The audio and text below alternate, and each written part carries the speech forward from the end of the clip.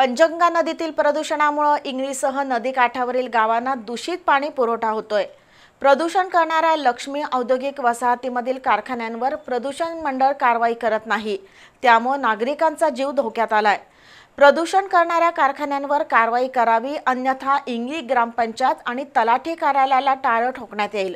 तसंच गाव बंद आणि आमरण उपोषण करण्याचा इशारा शिवसेना ठाकरे गटाचे शहर अध्यक्ष केशव पाटील यांनी दिला आहे। कोल्हापूर जिल्ह्यासाठी वरददायिनी असलेल्या पंचगंगा नदीच्या प्रदूषणाला लक्ष्मी औद्योगिक वसाहतीमधील काही कारखाने कारणीभूत आहेत।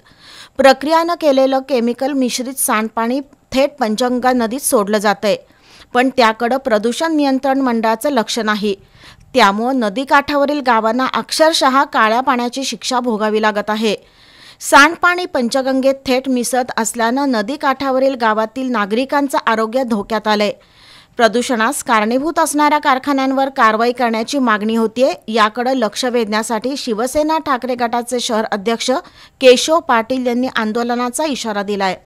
कोल्हापूर शहर पंचतारांकित औद्योगिक वसाहत, लक्ष्मी इंडस्ट्रीज, इचलकरंजी शहर, हुपरीतील चांदी रिफायनरी यांचं केमिकल मिश्रित सांडपाण्यामुळे पंचगंगा नदी प्रदूषित झाली आहे।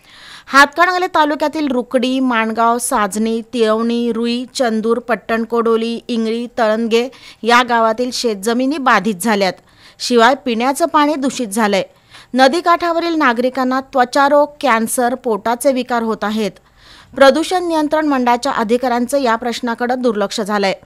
पंचगंगा नदी प्रदूषित करणाऱ्या कारखान्यांवर तातडीनं कारवाई करावी, अन्यथा इंगळी ग्रामपंचायत आणि तलाठी कार्यालयाला टाळं ठोकण्याबरोबरच गाव बंद आंदोलन आणि आमरण उपोषण करण्याचा इशारा केशव पाटील यांनी दिला।